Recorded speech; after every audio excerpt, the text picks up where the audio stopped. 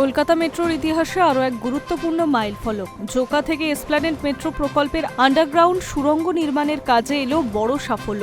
অত্যাধুনিক tunnel boring machine Durga সফলভাবে খিদিরপুর থেকে ভিক্টোরিয়া মেমোরিয়াল মেট্রো স্টেশন পর্যন্ত প্রথম পর্যায়ে সুড়ঙ্গ খননের কাজ সম্পূর্ণ করেছে।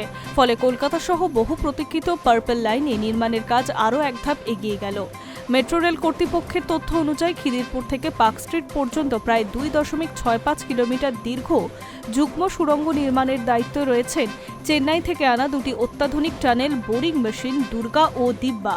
প্রায় 90 থেকে 95 মিটার দীর্ঘ এবং 600 টনের ওপরের বেশি ওজনের এই মেশিনগুলি কলকাতার ভূগর্ভস্থ মাটির বৈশিষ্ট্য মাথায় রেখে বিশেষভাবে তৈরি করা হয়েছে। প্রতি মিনিটে প্রায় 80 মিলিমিটার গতিতে মাটি কেটে এগিয়ে যাওয়ার ক্ষমতা রয়েছে এই যন্ত্রগুলির।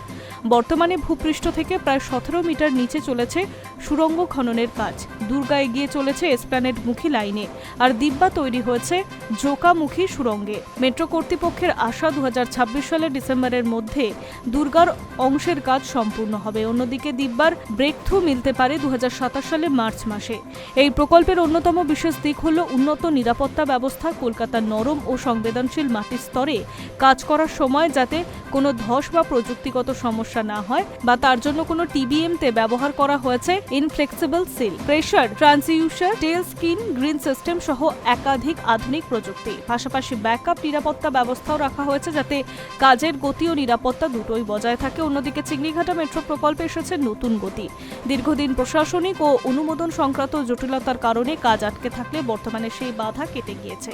প্রয়োজনীয় অনুমতি মেলার পর দ্রুত গতিতে শুরু হয়েছে নির্মাণের কাজ।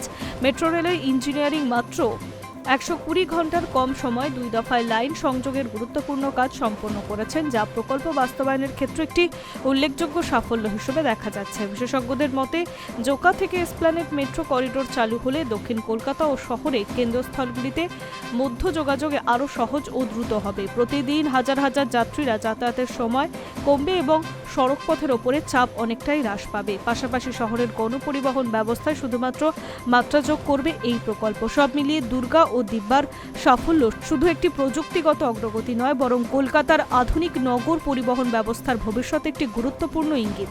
বহু প্রতীক্ষিত জোকা থেকে এসপ্ল্যানেড মেট্রো প্রকল্পের বাস্তবায়নে আরও কাছাকাছি পৌঁছে গিয়েছে। এখন শহরবাসীর অপেক্ষা কবে এই নতুন মেট্রো করিডোর যাত্রী পরিষেবা শুরু করবে এবং কলকাতার পরিবহন ব্যবস্থায় যুক্ত হবে অত্যাধুনিক অধ্যায়।